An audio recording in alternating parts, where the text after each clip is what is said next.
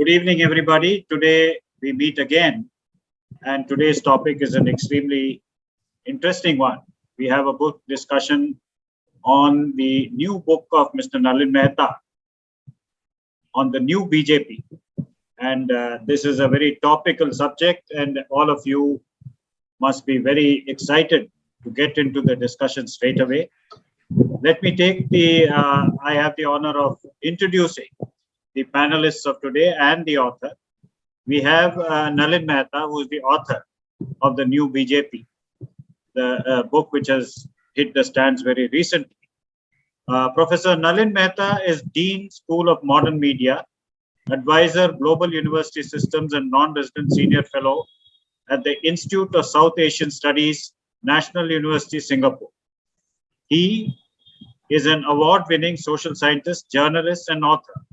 He was previously executive editor, The Times of India Online, where he led a number of AI-led tech innovations to redefine digital media. He has also served as managing editor, India Today, and consulting editor, The Times of India. Mr. Mehta is the author of 5 best-selling and critically acclaimed books. His other books include India on Television, which won, incidentally, the Asian Publishing Award for Best Book on Asian Media in 2009. Behind a Billion Screens, it was long listed as Business Book of the Year. Tata Literature Live 2015, and Dreams of a Billion, which won the Ekamra Award for Sports Book of the Year 2021. Welcome, Mr. Nalin Mehta. Welcome to this panel. We have Mr. R.K. Radhakrishnan, who is the Associate Editor of the Frontline. R.K. began his journalistic career in the Hindu in 1992, where over the next 2 decades, he rose to leadership positions. He was foreign correspondent for the newspaper in Colombo between 2010 and 2013. He joined Frontline in 2014. He is a recipient of the Mumbai Press Club's Red Ink Media Award in 2017. As a Panos Media Fellow, he studied migrant labor issues with focus on Indian blue-collar migration to West Asia in 2017-18. Welcome, R.K. We also have Sanjeev Shankaran, who is a senior editor in the Times of India. Sanjeev Shankaran has covered the political economy, financial markets, and business in Mumbai, Chennai, and Delhi over 25 years. He is currently with the Times of India, national editorial page based in Delhi, where he covers the political economy nationally and also oversees the Times of India question and answer section. He has previously been senior editor Business Today, deputy bureau chief at Mint, and has worked with Dow Jones, Business Standard, and Hindu Business Line. Welcome, Sanjeev. Thank you. Moderator of the day is T.M. Veera Raghav. He is a leading multimedia journalist, having held senior leadership positions at The Hindu, the CNN News 18, and NDTV. He is a former resident editor, The Hindu, where he led 4 editions of the newspaper in Karnataka. And he oversaw the online transition of the newspaper's Karnataka editions and was also responsible for regular editorial and opinion pieces across sectors. Politics mainly, economics, political economy. He was also part of the team who created the Hindu Huddle, a conclave of ideas. Veera Raghav provides his expertise as South India consulting expert to India Today Group, Quint, Scroll, and has been columnist for the Hindu, News18.com, and The Wire. He has previously been adjunct professor, National Law School of India, University Bangalore, and Christian University Bangalore. As senior editor, anchor at CNN News 18, Veera Raghav was a prime-time news presenter and anchored flagship TV shows such as India at 9. Previously, Veera Raghav served at NDTV as bureau in charge in Gujarat and correspondent in Tamil. Welcome, Veera Raghav, and over to you to moderate the session. Welcome all panelists, and I'm sure we are going to have a very, very interesting panel discussion lined up for us. So over to the panelists and over to Veera Raghav in particular. Thank you. Thank you, Mr. Chandramouli. Your introduction of us was as detailed as Nalin Mehta's book on the caste politics of Uttar Pradesh. But thank you very much for that introduction. But before we start the panel discussion, I just thought, quick, very brief outline of why you ended up wanting to assess the new BJP, Nalin, before we just dive straight into issues in a panel discussion with RK and Sanjeev Sharma. Thanks very much, Veera. Thanks very much, Mr. Chandramouli, for the very generous introduction, and delighted to be here on this platform on the Chennai International Center.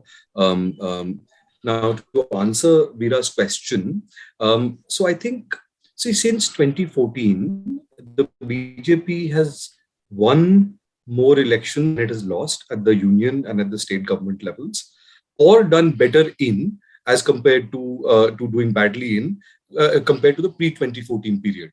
And I think now whether you agree with the BJP's ideology, I mean, all of us have a idea. Have a certain idea in our mind of, we have a clear understanding of what the BJP stands for, right, or about Hindu nationalism and so on and so forth.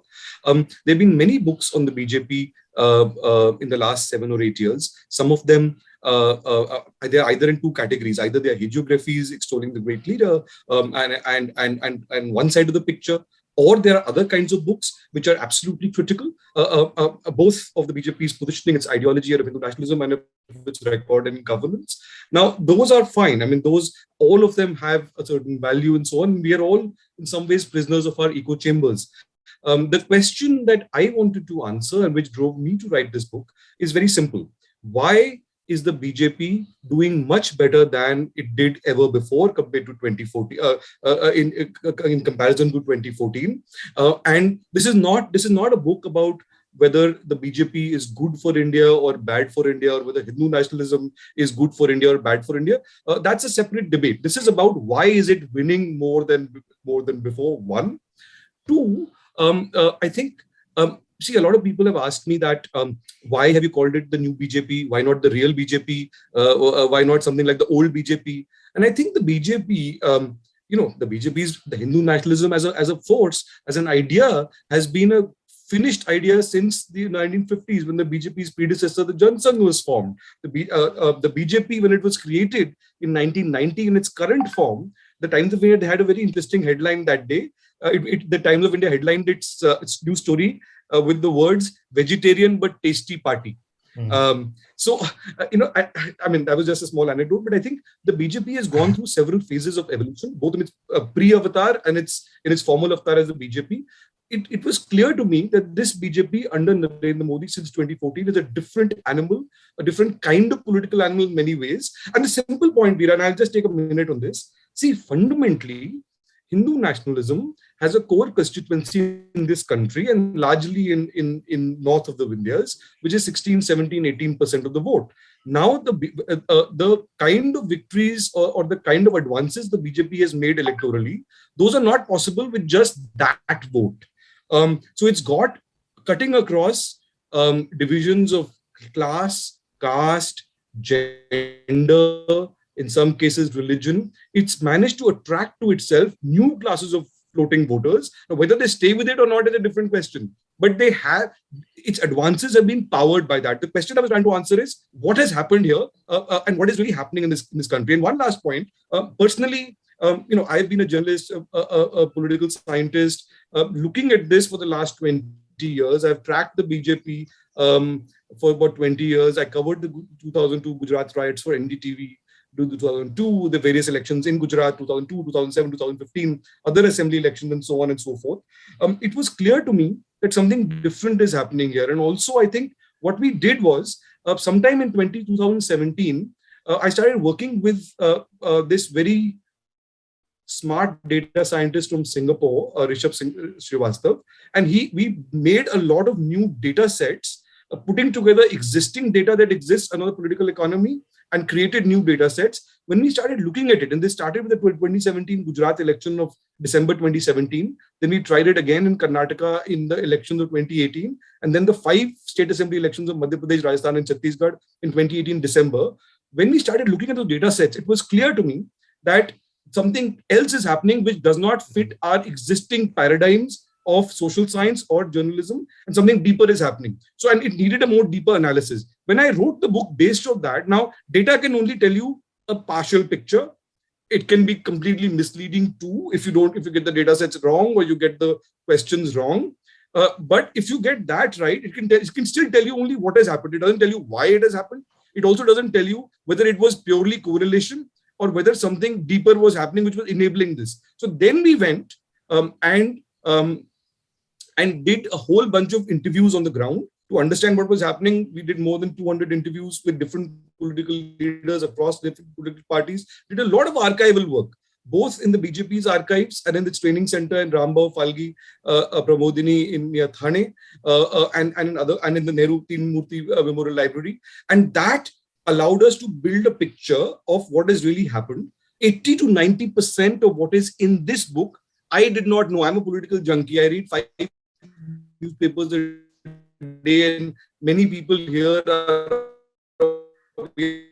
all political junkies. I've tracked the BJP. That's what's in this book. I did not know until we started exploring below the surface with the data sets and with this research.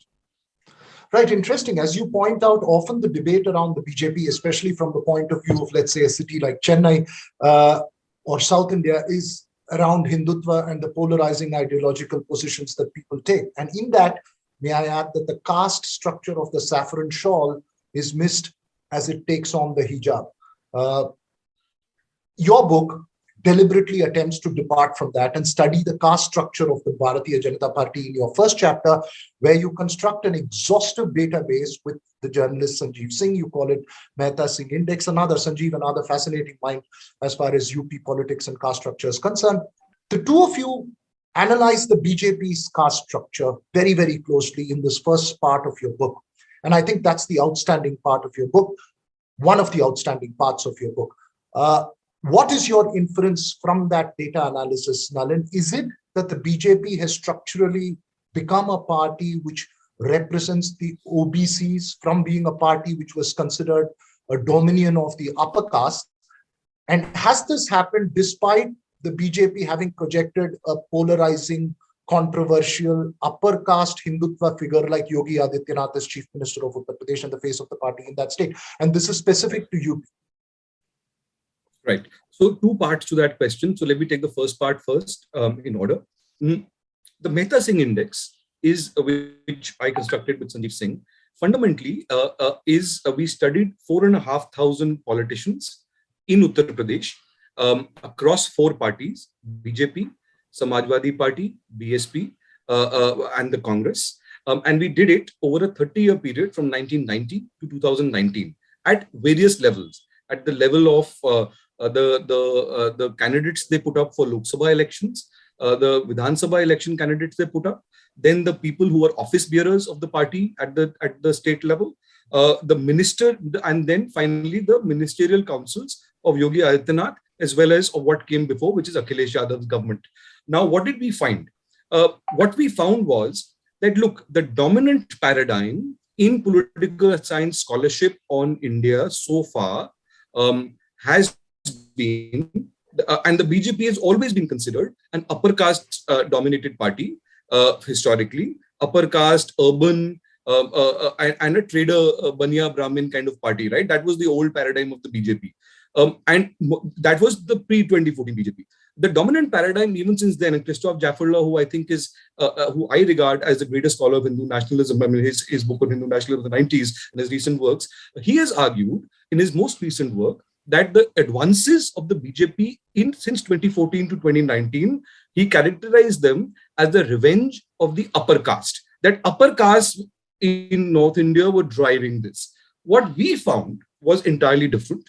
That the BJP did retain upper caste support, but the fundamental difference at the caste level, because your question is specific to caste, what we found in our index was that the fundamental change that happened with the BJP was not at the level of upper caste, but there was a huge infusion of OBCs into the party. And this was at multiple levels of representation. Let me give you 3 or 4 figures.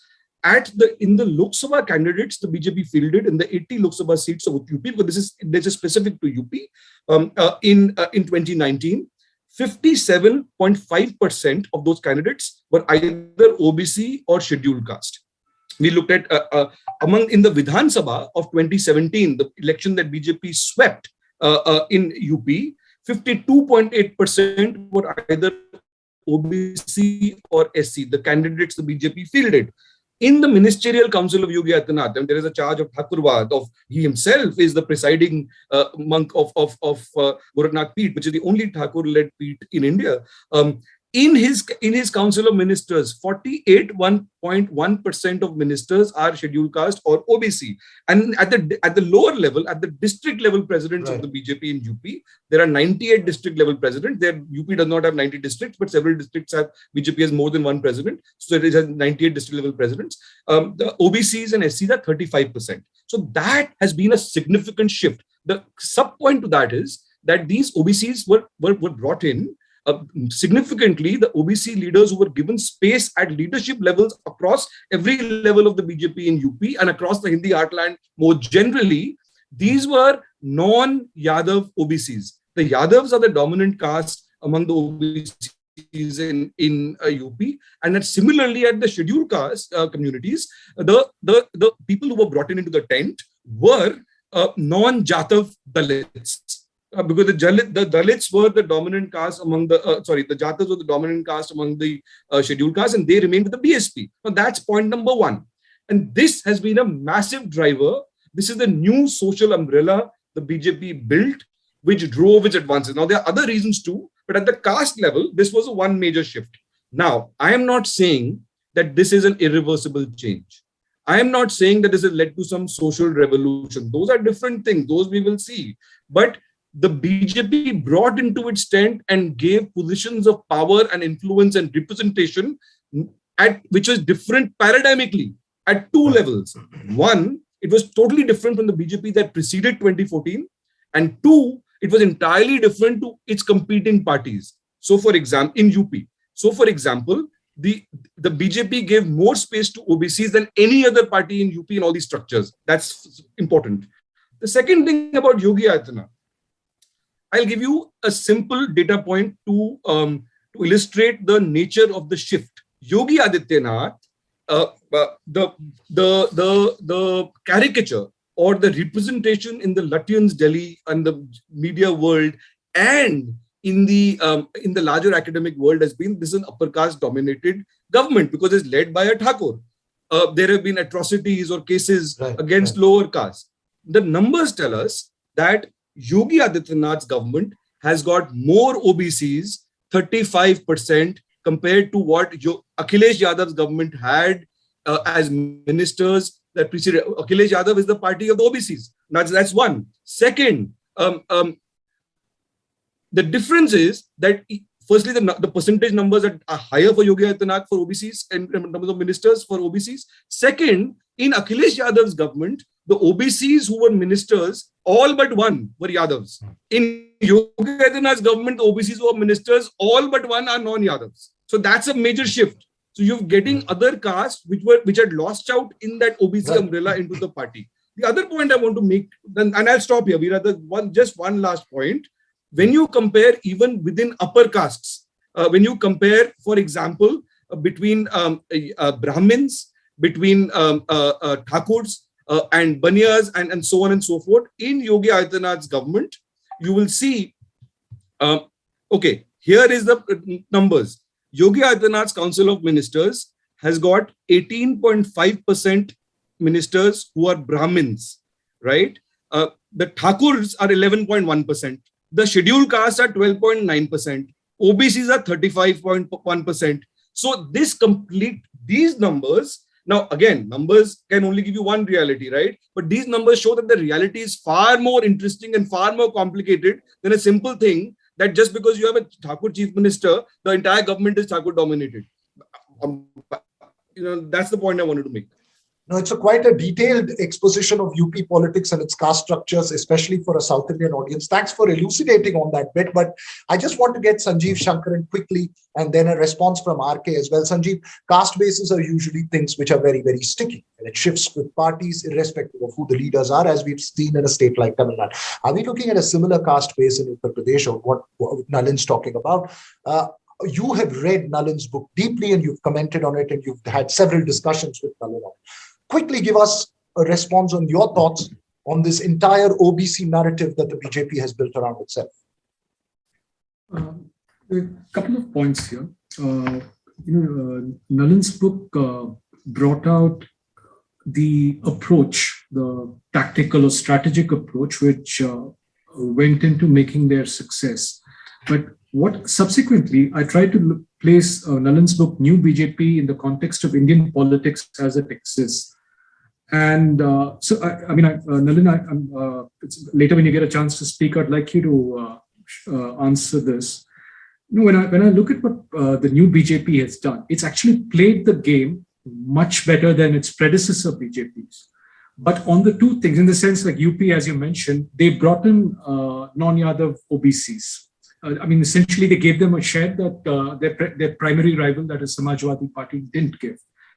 Now, and then when you look at the other thing that's mentioned, their welfare activity, frankly, for me, that is one of the most overrated aspects of the new BJP, because, the delivery mechanism is the same for everyone, right? Now, there are some states like UP where they just managed to catch that wave, where there was a significant improvement of the delivery mechanism and they delivered. But there is a limitation because most regional parties are actually far better than the national parties at delivering, which is what I'll give you an example. For instance, no matter what they do, they're really not able to make a headway in Odisha. Naveen Patnaik's success is an understudied aspect in Indian politics the last 20 years. He's almost invincible. And a lot of it also has to do with the delivery. And the other regional parties are also fairly accomplished, at least the ones in South India, very accomplished in delivery of welfare. Now, then when you come to, when you place it in the context of Indian politics and you take Muslims out of the equation, what I see with BJP, the new BJP, is that they have the same template that everybody has. They really have nothing new to offer because no one's able to break out of that, when you come to that fault line of caste, it's a question of building a social coalition.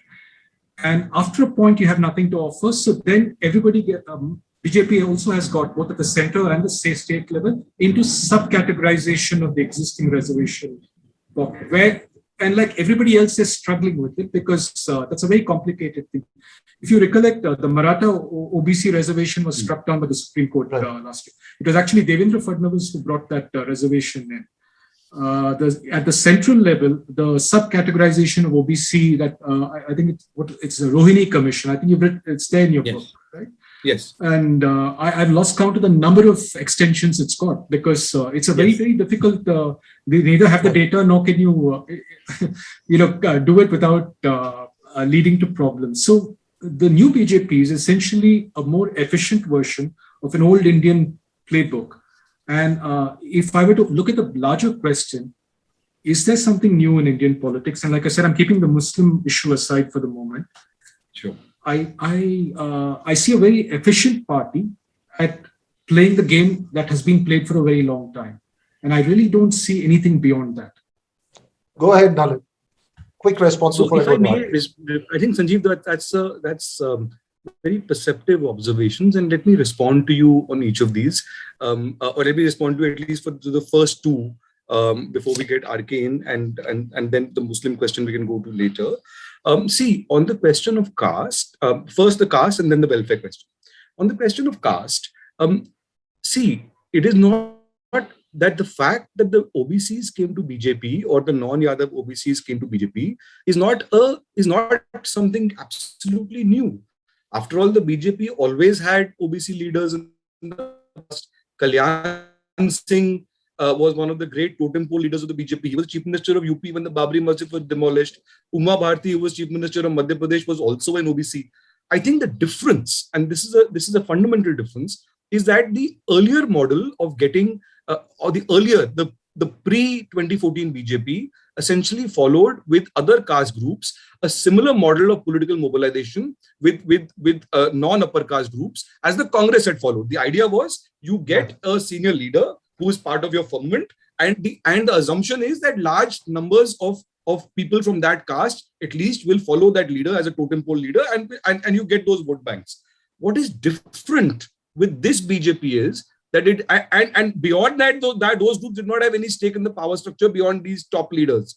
What is different now is that these people, that representatives from these castes have been inserted at every level of political representation. I mentioned 5 categories in my previous intervention. There are further categories below that. For example, the BJP is highly organized at the polling booth level, at the district level. Now, at the polling booth level, they have 21 member committees. They reserved 10 seats for OBCs and SCs in those at every polling booth, and then every level of organization above the polling booth, then at the district level, at the state level. And they also reserved 5 seats for women. And all that happened post 2014. So you had a restructuring, at least in UP, which brought in many families from these caste groups who had never voted for BJP before. And that is more difficult to break. You have had many defections in the BJP now from the OBC leaders in this election. So, but that doesn't automatically mean that the groups will move away. Some of them will move, but because many of them have got structurally inserted the DNA, it's become more difficult. On the question of welfare, Sanjeev, I think that's a phenomenal point you made. On the question of welfare, look, what the welfareism and what the BJP calls labharthis, beneficiaries in Hindi, is a model which has been long tested and done beautifully in Tamil Nadu, for example, in Telangana. It's the Dravidian parties that invented that first. The difference is, and by the way, the difference that what has been driven in North India is driven by direct benefit transfers, which are enabled by one, Aadhaar, second, the mobile phone revolution, and the cheap data revolution that started after Jio slashed the prices in 2015. Now, this is not the BJP's original idea or Modi's idea. This was the UPA's idea. In 2013, January, Sanjeev, as you and I have discussed many times before, the idea of direct benefit transfers was started as a pilot project on 1st January 2013. Jairam Ramesh was the Rural Affairs Minister. It was started in 51 districts, and it followed a huge debate within the UPA on Aadhaar. Finally, the Supreme Court enabled it. There were 2 camps in the UPA. What happened was it was tested out in 51 districts. There were lots of problems in implementation. By the time those problems were fixed, the UPA lost power. Modi comes to power, and Nandan Nilekani, who was heading the UID at that time, I had a long conversation with him, which is quoted in the book. It was enabled by the system of India's tax, right? Nandan Nilekani had a meeting with Modi. Modi's genius at that point was, for example, for Narega, he had said that Narega is a testament to the failure of Congress governments in the past. But then he embraced Narega and increased the numbers. On the question of direct benefit transfers, Modi understood the political power and the reach this could expand, at least in North India, right? So what happened was they embraced it, they politically backed it, and they doubled down on it. And the numbers show that. Now, here are some numbers. On direct benefit transfers, in 2013-14, there were only 28 schemes nationally that were part of it. By 2018-19, 434 schemes became enabled under DBT. In 2013-14, and this is including the Manmohan Singh period, 7,367 crores were spent on direct benefit transfers. By 2018-19, that number went up to 2.14 lakh crores, which is 29 times growth. In terms of beneficiaries who benefited, there were 10.8 crore beneficiaries in 2013-14. That increased by 7 times to 76.3 crores. If you add benefits in kind beyond the cash benefits, the increase was 44 times. So what happened was the net expanded, and the main difference was that in previous schemes, the government used to do something. There were always leakages in that. There are leakages in this also. Nobody's claiming there are no leakages in this. But now suddenly, people started getting money into their bank accounts through their phone, through PM Awas, through Swachh Bharat toilets, and so on and so forth. Now, this is not so paradigm shifting in South India, because South India has always had higher levels of development. It's always had a system of subsidies and a whole bunch of things to people below the poverty line. But in North India, this is a paradigming shift. And so anything that you do, which is slightly better than before, become the paradigmic shift, especially in UP. So that is a major difference. also, last point, you mentioned Naveen Patnaik. Let me mention Telangana. An example is this. One of the huge factors in 2019 was PM Kisan, where direct benefit transfers were made into people's accounts by the central government just before the election, and the Election Commission gave special permission for this in 2 tranches. People got 10,000 rupees in the bank accounts, farmers. Now, that was an idea that was originally born in Telangana. The Raitu Bandhu scheme, just before the 2018 election in Telangana, Telangana government, KTR's government, announced it. A large number of farmers got it. The BJP saw the advantage of this, and the Telangana and TRS sweat that thing. Immediately, they launched PM Kisan 6 months later, and it was enabled before the 2019 election. So, they took ideas from here and they put it on a scale, which was unprecedented in North India. No, Nalin, I think the takeaway for me is that we gave you all the ideas for Uttar Pradesh from Tamil Nadu. Most of the ideas for welfare schemes and messaging came from the Dravidian parties. Well, finally, thank God the ideas did not get lost in translation, as Hindutva has fortunately gotten lost in translation when it comes to South India. But RK, given that context and talking about it, do you feel that the overemphasis on Hindutva, you see, much of the narrative and the ideological opposition and the analysis of the BJP remains around Hindutva, which then disallows a careful analysis of the deep structures that the party has built, both in terms of messaging and in terms of caste structures, because the next topic I want to cover with Nalin is about the Narad Index, where he analyzes messaging data. Do you feel that there is an overarching focus on Hindutva in which some of these finer details often gets missed in the debate around the BJP? I believe, yeah, completely true. I believe, see, what is happening with the intelligentsia and the liberals in this country is that they tend to dismiss the whole right-wing movement as something that is reactionary, that is, driven by religion and trying to play on the emotions of the people. But it may not actually be true. I mean, that's the facade with which the entire movement is based. And obviously, yes, from 1984, when the BJP was 2 seats in parliament, it comes to, in 1989, it comes to 86. Because of the Rath Yatra, absolutely no two ways about it. But then there are also a lot of other factors to it. In 84, you just had Indira Gandhi assassinated. The country was in shock. Obviously, everybody barring the Congress was an enemy in the eyes of the people. And there was not enough time for a campaign and all of that, because at that point of time, Congress thought that was the best way to go to elections. But by 1989, Rajiv Gandhi himself had lost a lot of ground, and people were looking for an alternative. I think this gets lost in the translation, and then the BJP actually has cashed in on this particular, discontent of the people. And the rallying point of the BJP happens to be just this Ayodhya march. Of course, there are communal rights, and the BJP benefits each time there is a communal right in the country and all of that. But that's a completely different thing altogether. In my view, I think in 1947, when India gained independence, we should have actually had the discussion, which is what should this country be? Should it be a secular nation, or should it be a Hindu nation or Hindutva nation as it is? But then that discussion did not happen at that point of time, because every single leader who led us to independence and later were hugely overarching names, whether it is Nehru, Maulana, Abul Kalam Azad, or Sardar Patel, or any of those people. I mean, they literally bulldozed us. I mean, even Ambedkar, for that matter, bulldozed us into a system which is liberal, which is secular, and which is inclusive.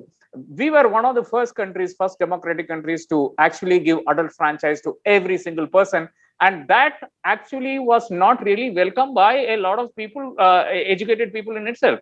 And the other thing that I want to also bring in is that this Indian studies, or the so-called look into our own past, did not happen in JNU and other places. It happened in small pockets, supported by the RSS, or at that point of time, any of the Hindutva elements which were aligned to studying what our Puranas or any of those things have to offer. So all this, the contempt for the right wing and what the right wing have to offer, has a lot to do with what is happening in India today. The discussion that was supposed to happen between 1947 and probably 1957, I don't know if we would have existed as a country if that discussion happened at that point of time, is happening. That dialogue is happening right now. And that is the basis for this book. And that is why this book is extremely important. In this book, I just have to bring in one little part where which might give a lot of clarity for the people who have tuned in today. For instance, in page 27, where Nalin talks about the Mehta Singh social index, he makes it very clear as to what the challenges were. This is not just peculiar to UP. It is also there in a lot of other places. A caste in one place, a caste name in one place may not be the same, belong to the same caste or strata in another place. For instance, Varmas in Noida, I'm just reading just 2 lines from the book. Varmas in Noida are Gujars, which is OBC. Varmas in Eastern UP are SC. Varmas from near Bulandshahr are Sunars. Varmas from Awadh regions are Kurmis. And those from Eastern UP are Kayas. Like that. I mean, each of those castes has a distinct identity which has to be looked into and catered to if you are looking at forming a coalition of OBCs. Now, I completely understand how, I mean, the entire reasoning is there over the next 2 pages. But what I find particularly interesting is 2 things. One is you make this, Nalin, you make this emphatic line on page 29, which says that the social engineering by the BJP was done without losing the support of the upper caste. I want to know how that happened. Usually when you embrace the MBC, OBC, and all of that, I mean, like the DMK has done. How did the DMK achieve that? DMK made the fact very clear that it was against the upper caste gaining every single position of power in government and outside of power, corporates and whatnot. And then they pitted the upper class against the OBCs, and that's the that's one of the reasons. Of course, social justice, a lot of other reasons are there, but then in very crude terms, this is what DMK's success is about. And I have to that is one question that I have for you. In fact, the social engineering. Why are the upper caste still with the BJP? Going by, if anybody reads your book, that's an upper caste person reads your book, they will look for a new party or form one on their own. And the other thing that I have is Can he answer that? Shall we get him to answer that question first? But very briefly, Nalin, because we only have 10 minutes and I want to cover. I'll give a very brief answer. Okay, this is something that okay, my sense of this, RK, that's a great question. My sense of this is that firstly, the BJP upper caste still remain strongly represented in the BJP. It's not like they were pushed out.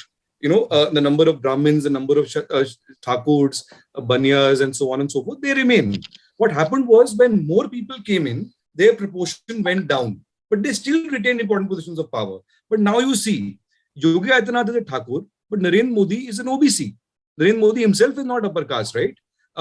What they did was, they did a balancing. If you look at the UP government right now, prior to this election, they have 2 deputy chief ministers. The chief minister is Thakur.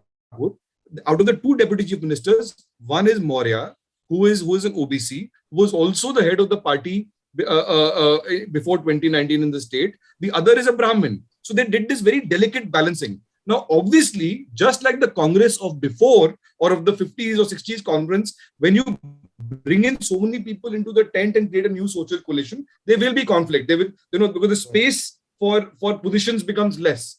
And some of that we are seeing now with some of the defections by some of the OBC leaders who came in before UP election. How much impact it will have, we'll know after the election result. Yeah. But they did it, and they did it very adroitly. How long can they continue doing it is a question of political skill, of sustaining this policy and so on and so forth. But because I'll just say one more line. My sense of why they managed to pull it off is because they didn't just do it at one level. They did it at so many levels that they had many more things to do, many more things to throw at. It wasn't just at the party organization level, you give some general secretary positions or vice president level or ministerial level. They did it at so many levels of the party down to the lowest that they had enough things to throw around. How long can they continue this balancing act is an open question. So quickly, Nalin, as you're pointing out, in your book, you dedicate an entire section towards Narad, which is the normative analysis of reportage and discourses of the BJP index that you create with Rishabh Srivastava. Much of this RK, this balancing between the different castes, whether it was demonetization, seems to be more about messaging. And as Sanjeev pointed out, even the welfare schemes, even if you haven't actually done it, the messaging system ensures that they take credit for every expense. So give us very briefly, and I have a couple of questions about the messaging system. So I request you to be very brief about your answers. Yes. Why is this system so menacingly powerful? Okay. So one of the great surprises to me, Veera, when we looked at this was that the BJP is not a one-trick pony, which is what it looks like when you see, when we look at our own echo chambers, or when we see the TV debates on daily television every day, or we see the newspaper headlines. It is not just a Hindutva one-trick pony, right? On the Narad Index, we digitized every single, over a 12-year period, or longer than that, between 2004 and 2019, every single press release by the BJP, every single speech by party leaders, all speeches by Narendra Modi as Prime Minister, all Vijayadashmi speeches by the RSS Sarsang Chalak, issues of the organizer, which is the mouthpiece of the RSS, issues of RSS-linked organizations like the Vanvasi Kalyan Ashram, and this was all offline. And then we also tracked 75 political leaders over a 3-year period on Twitter and Facebook across parties, both at the national level and state level, to see the differentiation in messaging. And why the Narad Index was built was because we digitized it, and then we ran an AI algorithm software on it, both in English and Hindi. I wish I could have done it in Tamil or in other regional languages or other great Indian languages too, but we did it in English and Hindi to see what is it that they're talking about quantitatively, how those patterns of communication change over periods of time, and what is different between what the BJP communicates, what RSS communicates, what Narendra Modi communicates as Prime Minister, and when do these things change? What surprised me was that, look, there are clear differences between RSS, BJP, and Prime Minister's own positioning.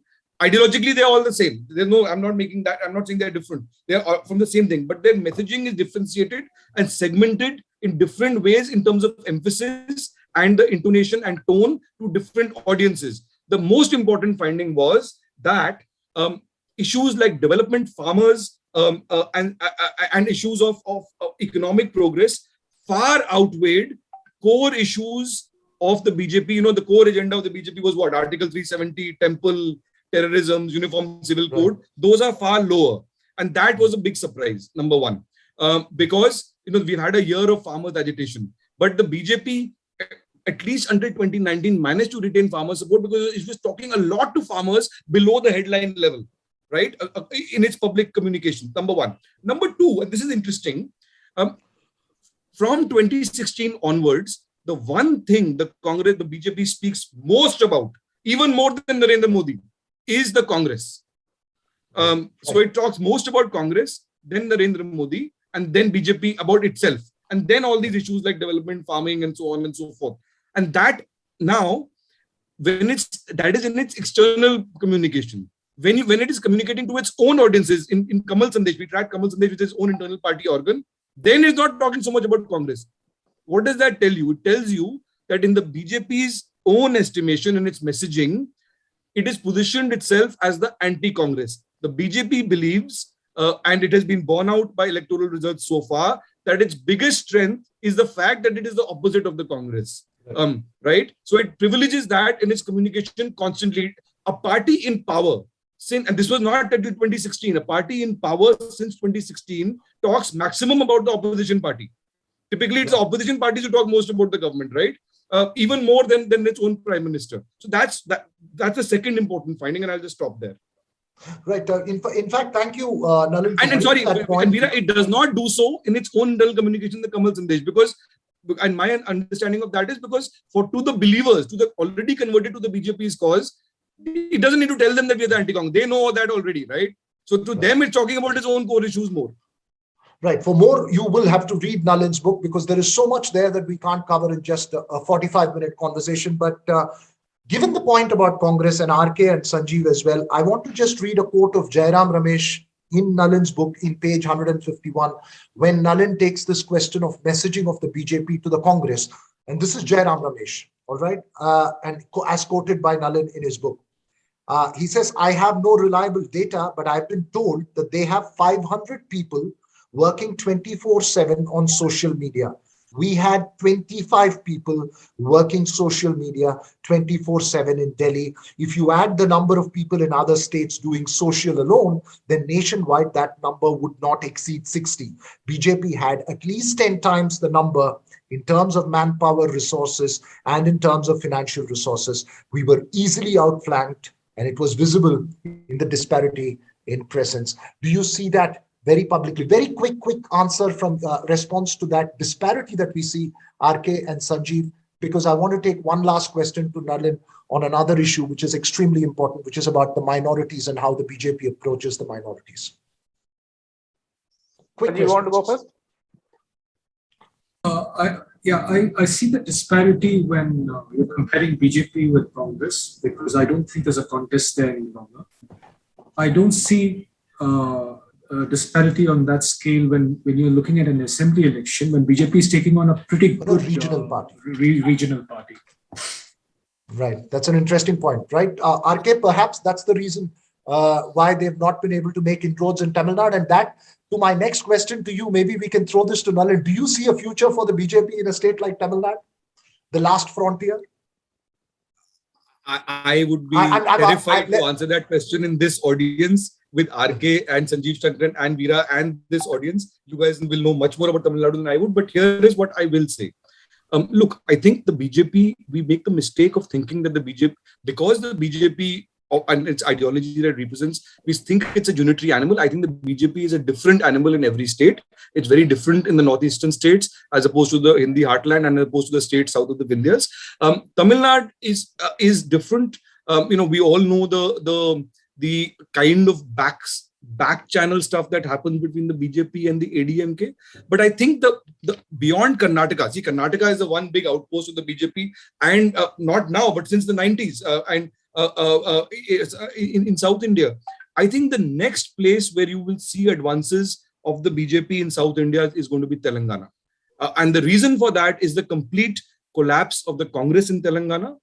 And therefore, there is a space for an anti-establishment party, and the BJP in Telangana is positioned as the anti-establishment party in Telangana. And I think, and the results of the Lok Sabha elections in several key constituencies in Telangana substantiate that. So I think that is the state to watch for immediate advances. Kerala, Tamil Nadu, I think are very different. They also have very different histories. So, and I will preserve, I will be very worried to make it. Let's get the expert on Dravidian politics to give us an insight. RK. I believe that I would largely agree with Nalin on Telangana, because now we have a situation where the BJP is the number 2 party in Telangana. And it was not the case even till the last assembly elections. And Veera, you know this better than I do, that, the Congress, right now Manikam Thakur is the guy who is trying to revive the party in Telangana. That tells a lot. He's from Tamil Nadu. He has never worked in Telangana, and of course, he's spent a lot of time in Delhi. Not taking away anything from him, and he's a line to. What about Tamil Nadu? Right. Yeah. Coming to Tamil Nadu, yes.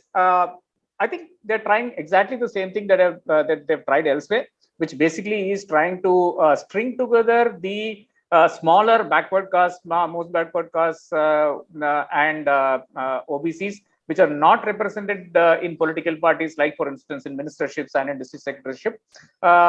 The other thing that I've tried is, again, there is one group of scheduled castes which is not represented anywhere. That's why you have Murugan as a minister today, Minister of State in the cabinet today. He was earlier made the state president as well. So right now you have a situation in the local bodies where the BJP is winning uncontested in some seats in Western Tamil Nadu, because these are Arundhadiyar seats, SC seats. Now, that's going to be a huge shock for both the ADMK and the DMK, because can you imagine that the ADMK and DMK couldn't field candidate against the BJP in Western Tamil Nadu, that too, where Stalin has his major concentration, and it's considered an ADMK bastion. Of course, a very, very, very long way to go. South Tamil Nadu, they made inroads.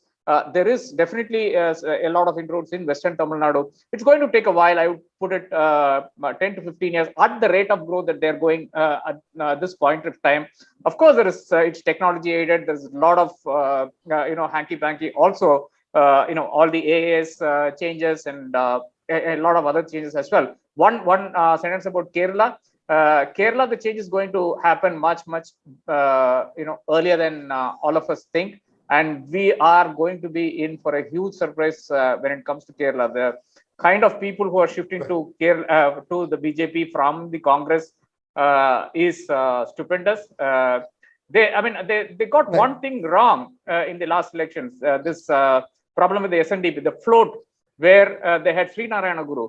I think the BJP messed it up there. But otherwise, the Iravas have been with the BJP. I mean, not everyone, but then large chunk of the SNDP was with the BJP, as did the NSS, the Nayar Service Society also is with the BJP. We'll see a huge shift in Kerala.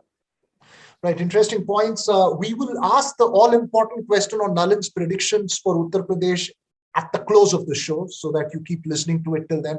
We've got a couple of audience questions that come, but one is, of course, from Yelumalai Ponnusamy, who's asking, what is the strategy of the BJP to attract, retain OBCs and Dalits while legislating, executing actions against them at the state and union government? Quick response, Nalin. The optics, and I think you pretty much covered it when RK asked about how do you balance between the upper caste and the OBC Dalit representation of the party, but a very quick response. Yeah. So I mean, this election is an important test case of that, and I'll answer it a bit more in detail when we come to the UP election discussion. But fundamentally, I think in the last 6 months in particular, there's been a lot of groundwork done at the booth level to address some of the disaffection with the communities that came over to the BJP. So, for example, one of the big communities, which is an OBC community, is the Jats, which have been really upset, and they were at the vanguard of the farmer movement in UP. The farmer movement was in Punjab and a couple of other states, but in UP it was in Western UP. It wasn't the rest of the state. So, and this is phase one, which has gone into election now, and the Jats led that agitation. So, and that upsets the apple cart of this caste coalition that the BJP had built. Now, again, there's a question of how powerful are the Jats? Where are they concentrated? They're concentrated in only certain districts. So, but there has been a lot of counter moves. So, for example, Jayant Chaudhary of the RLD, who's joined the SP Alliance, has specifically campaigned against this, saying that you guys, you betrayed our promises and so on. So there is a lot of work happening. My own sense is that for example, in Jats, and again, I can't predict this, and we'll know after the result, but fundamentally, my own sense from anecdotally is that while there is a schism in some of the communities, I don't think everybody's going back. I think among Jats in particular, what I have understood since yesterday's in the voting is that while a significant number of Jats voted against the BJP in this election, in several places like Mathura, Agra and other places, many Jats also voted for BJP. There's a schism. In the last election, one data point, in 2019, CSD's data tells us that 90% of Jats voted in favor of the BJP. If I was to take a guess, what is the estimate now? Again, that's guess estimate and it could be wrong. I would say it would be 60-40 or 50-50 now among Jats, and that's an OBC community. Right. Again, very deep insight into UP's caste structures. But I think Nalin, quickly, I think we need to address this question, and there is an entire chapter in your book about the BJP's Muslim model or the lack of one thereof. And I think it's an extremely important question.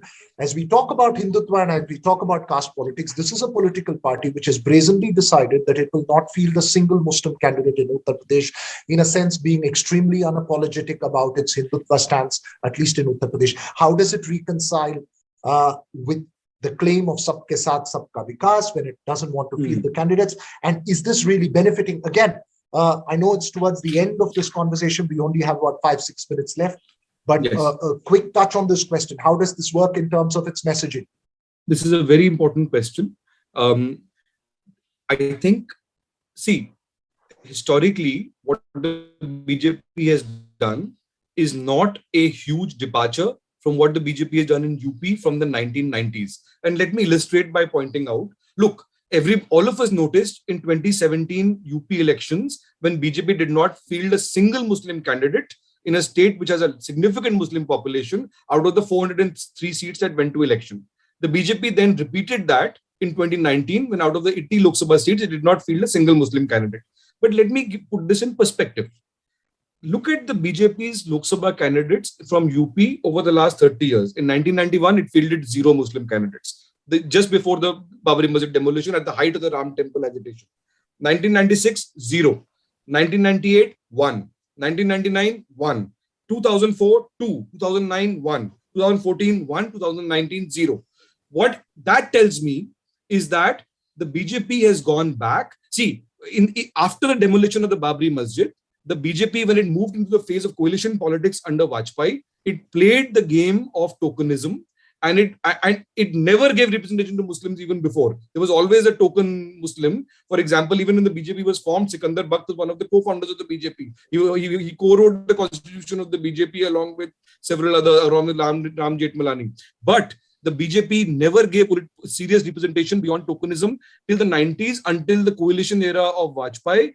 And now what it took a political call, rightly or wrongly, I have a very strong opinion on it, but politically it decided that this tokenism does not help us. Actually, by doing away with the tokenism, it helps us more because there is counter mobilization, right? Also, important to point out that while the BJP did not field a single Muslim candidate from UP in Lok Sabha 2019 or 27 Vidhan Sabha, in both these governments that came to power after that, it did appoint a Muslim minister each. Mukhtar Abbas Naqvi in Centre, and also a minister in UP under Yogi Adityanath. Is that enough? No. But when you tell BJP about ask questions about minority representation, and there's no question, there is serious questions among the minorities. There is serious insecurity. There is no question that Muslims are voting en masse in UP because they feel under siege against the BJP. There is no question about that.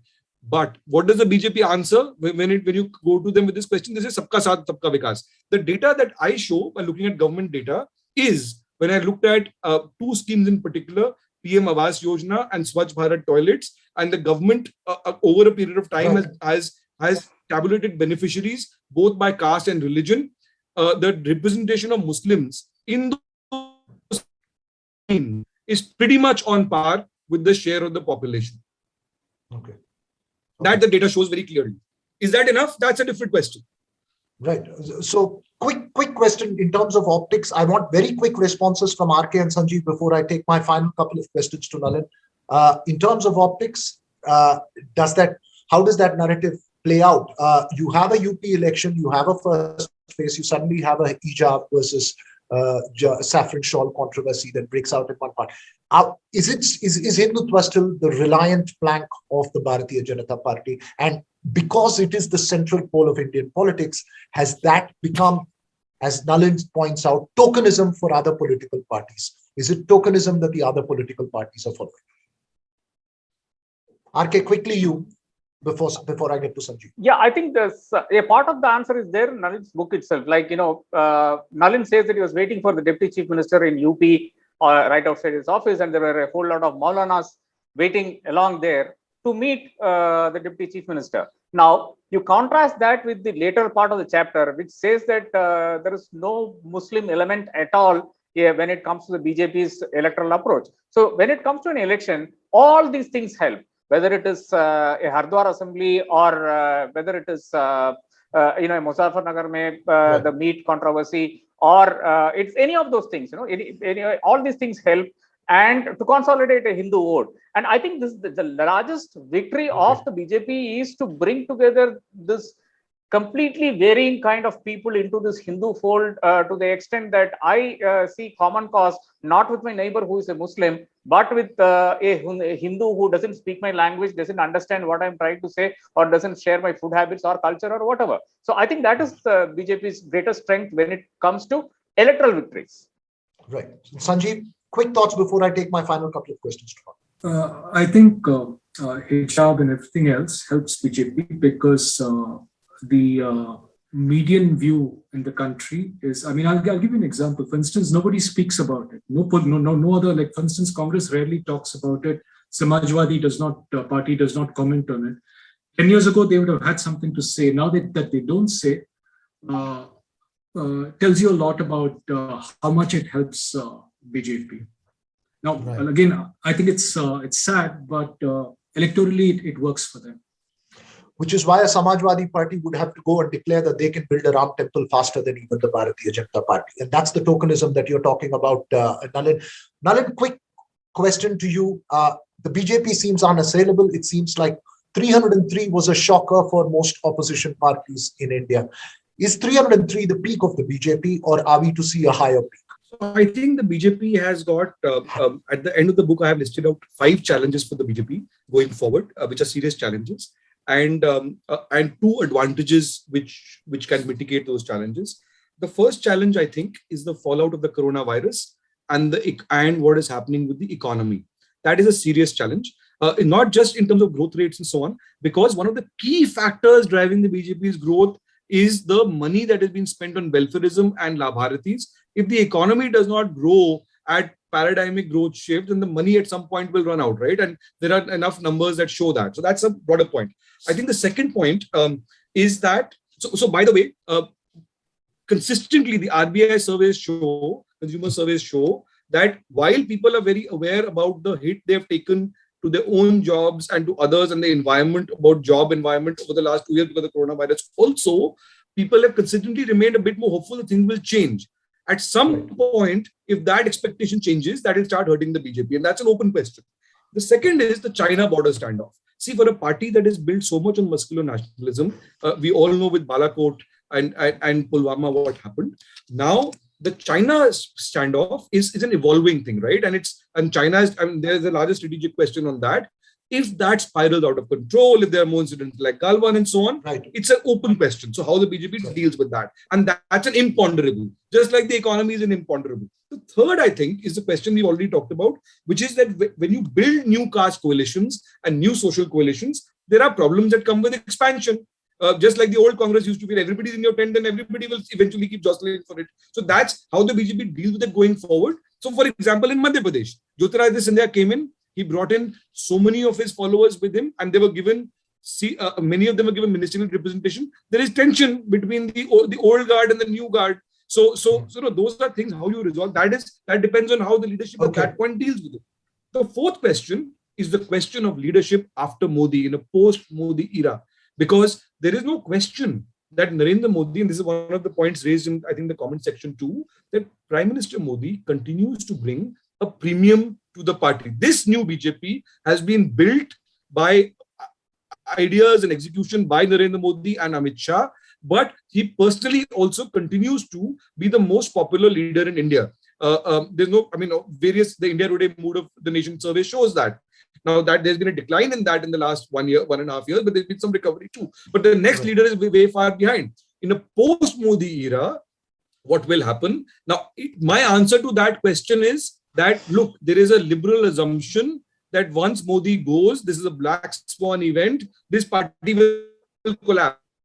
I don't think that is true, because what we have seen cadre building in North India in particular, and now expansion in other states, this is comparable at a national level in terms of comparison only to the pre-independence Congress at a national level. So you will have setbacks, you might lose an election here and there, but the BJP will continue to remain the primary pole or one of the 2 important poles of the polity for a long time to come. When the Congress started declining, it took 20 years for the impact to be seen on the ground. I think the BJP is much more stronger than it looks right now on Modi. The fifth challenge, I think, is the question of the Hindu-Muslim question and the future of secularism. Because look, tactically you can make all of these choices, and you talked about the UP question, but if social strife goes beyond a certain point of control, if there are, if it goes beyond the inflection point, then there are also issues on what it does to the economy. So those are, I think, the challenges the BJP faces, and how it deals with them in the next 2-3 years will pretty much define the shape of the polity for the next 3, 4, 5 years, nationally at least. My plea again, Nalin, is for the last couple of questions to get very brief answers, because we've got a couple of audience questions which I really need to take, sir.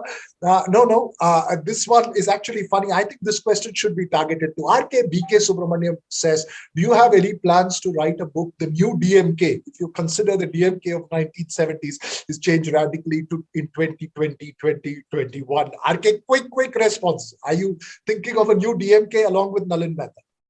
Yeah, actually, it's there is a new DMK which is actually coming out, but we need to wait and watch. I mean, like Stalin's DMK is much more at an ideological plane, much more solid than even what happened before. That was a light-hearted question, RK. We don't need a serious answer to that.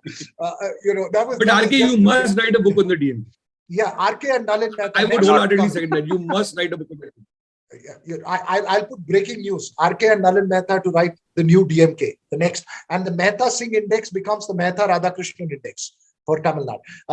Nalin, very quickly, we're in the first phase of Uttar Pradesh. I want to know what your outlook for Uttar Pradesh is. Please don't leave our viewers without a prediction. Don't give us cryptics. Do you think the BJP can be undone? Do you think Yogi Adityanath can be undone in Uttar Pradesh? Because the tailwind seems to be very strong from the opposition this time. You have put me in a double whammy. First, you have said you take out a crystal ball and make a prediction. Journalists should never make predictions and so on. Second, you have said keep your answer brief. So you've given me no leeway. Okay. Yeah. So yes or no answer. So let me try. Let me try and answer this. I think, look, make no mistake, this is a tough election. Akhilesh Yadav has mounted a very serious challenge to the BJP. This election comes on the back of 2 years of economic strife, of the farmer agitation, of the economic crisis, and so on and so forth. Had this election been held a year before the second wave, I would have said the BJP would have swept cleanly. Had this been held even 7-8 months ago, I would have said the BJP would do much worse than would do very badly. Today, I think it's a different kind of election. I also think, look, we've had the first phase of voting. It's 7 phases of voting. I don't want to make a clear prediction, but I do want to say the following. The BJP, there are 3 things which are becoming clear after the first phase of voting. One, that the Muslim vote is not breaking, which is what many people thought would happen. What happened in Bihar when OBC contested, people, the vote broke up. There was an expectation that they will still be voting for BSP from the Muslim side. Right. That's not happened. One, that is anecdotal. Nobody can say this in absolute terms. Anecdotal. Second, the communities that came to the BJP, which powered its great advances, the non-Yadav OBCs and the non-Yadav Dalits. I think there is some division in that, but I am not convinced that there has been a massive shift back by those communities from the evidence we have seen so far. Right now, in this election, phase 1 and phase 2 are the most difficult ones for the BJP, because this is Western UP. This is the epicenter of the farmer agitation. After that will be Awadh, Rohilkhand, those areas. The BJP is much stronger, and then in the end is Purvanchal, which is Eastern UP, where I think there is a fight, which is also why Yogi Adityanath is contesting from Gorakhpur in Eastern UP. Okay, in terms of a prediction, if the SP has to win this election, and I mean win, not do much better than before, it needs to sweep phase 1 and phase 2. But what do I mean by sweep? 58 seats have gone to election yesterday in phase 1. BJP won more than 50 of them last time. SP and RLD need to replicate that performance if they want to really win this election. I think, I don't think that is happening. I think they are making serious advances. I think the BJP is going to lose significant number of seats in phase 1 compared to last time, but I don't think it is a sweep. And this is anecdotal. I'm triangulating information from both sides and from people who are traveling on the ground. And this is at best my attempt at reading straws in the wind. I want to make one thing very clear, Veera. I am here talking as a journalist. The book is not about the election. The book stops at 2019, right? I'm talking about what I'm understanding on the ground right now, the outside of the book.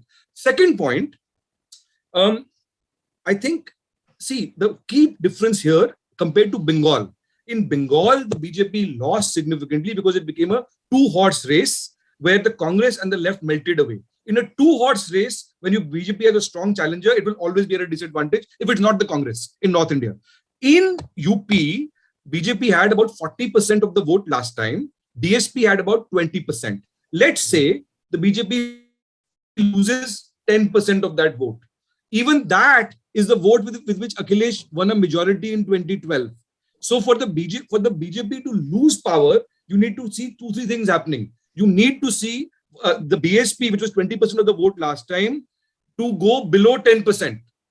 Now, that is a big X factor. If the BSP retains at least 10, 12, 13% of the vote, it helps the BJP. Right. Second point, because the BJP has a lot of margin, I think the BJP will lose a lot of seats, whether it be the single largest party or whether it crosses it. We have to wait and see. But right.